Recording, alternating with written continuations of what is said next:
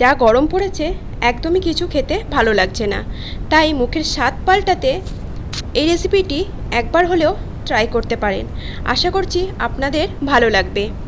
সকালবেলা আমি বেশ 500 গ্রাম মতো চুনো মাছ কিনেছিলাম, তার থেকে অর্ধেকটা চুনো মাছ নিয়ে নিয়েছি আর অর্ধেকটা রেখে দিলাম, অন্য কোনো দিন অন্য কোনো রেসিপি নিয়ে চলে আসব। তো এই চুনো মাছের মধ্যে বেশ কিছুটা হলুদ আর পরিমাণ মতো লবণ দিয়ে মাছটাকে ভালোভাবে মেখে রেখে দেব। খুব কম তেল মশলায় এই রেসিপিটি কিন্তু হয়ে যায় আর খেতে কিন্তু খুবই ভালো লাগে। তো আমি এখানে মাছটাকে হলুদ আর লবণ মাখিয়ে নিয়েছি। ফ্রাইং প্যানে তেল দিয়ে দিলাম। তেলটা গরম হয়ে গেছে, তাই একটা মাছ দিয়ে আমি দেখলাম তেলটা ঠিকঠাক গরম হয়েছে কি না, কারণ মাছ ভাজার সময় তেলটা যদি ঠিক করে গরম না হয় মাছটা কিন্তু প্যানের গায়ে লেগে যায়। তো আমি ভালোভাবে মাছগুলো দিয়ে ভেজে নেব। যে কোনো জ্যান্ত মাছ একটু হালকা করে ভাজলে তার টেস্টটা কিন্তু ঝোলে দিলে বেড়ে যায়। আর এই চুনো মাছ খাওয়া কিন্তু হার্টের জন্য খুবই ভালো, স্পেশালি বাচ্চাদের, এদের চোখের জন্য কিন্তু খুবই ভালো। এই চুনো মাছ ঝোল, চুনো মাছ ভাজা, যে কোনো প্রকারের চুনো মাছের কোনো রেসিপি বাচ্চাদেরকে খাওয়ানো কিন্তু খুবই উপকারী। তো মাছটা আমার এখানে হালকা করে ভাজা হয়ে গেছে, মাছটা আমি তুলে নিলাম।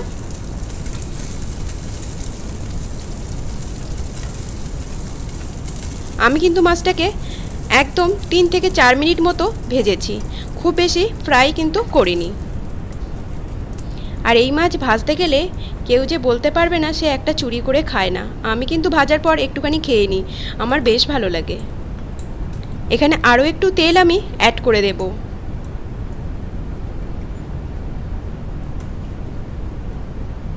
তেলের মধ্যে দেব একটু 5 ফোড়ন, 1 চিমটি মতো 5 ফোড়ন, সামান্য একটু হলুদ আর লঙ্কার গুঁড়ো, আর একটা শুকনো লঙ্কা দিয়েছি।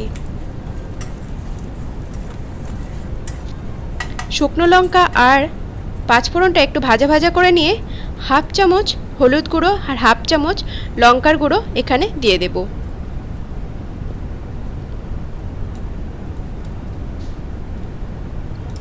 এখন কিন্তু গ্যাসের আঁচটা একদমই লো আছে। এখানে আমি কিছুটা তেঁতুল জল দিয়ে ভিজিয়ে রেখেছিলাম, সেই তেঁতুলের পাল্পটা দিয়ে দেব। 4 থেকে 5 মিনিট আমি মশলাটাকে কষিয়ে নেব। ঢেকে ঢেকে কিন্তু মশলাটাকে কষিয়ে নিতে হবে। দিয়ে দিলাম পরিমাণ মতো লবণ,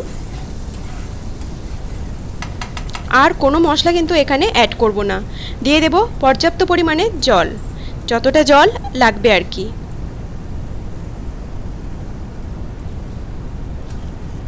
আমি প্রথমে অল্প একটু দিয়েছিলাম, তারপর দেখলাম কম হবে, আরও একটু জল অ্যাড করেছি।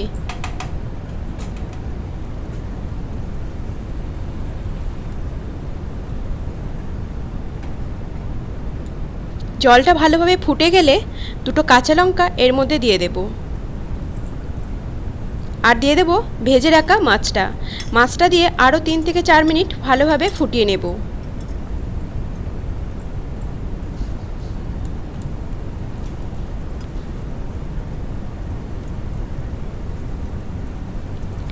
এর ওপর দিয়ে দেব বেশ কিছুটা ধনেপাতা কুচি। রেডি হয়ে গেল কিন্তু আমাদের চুনো মাছের টক।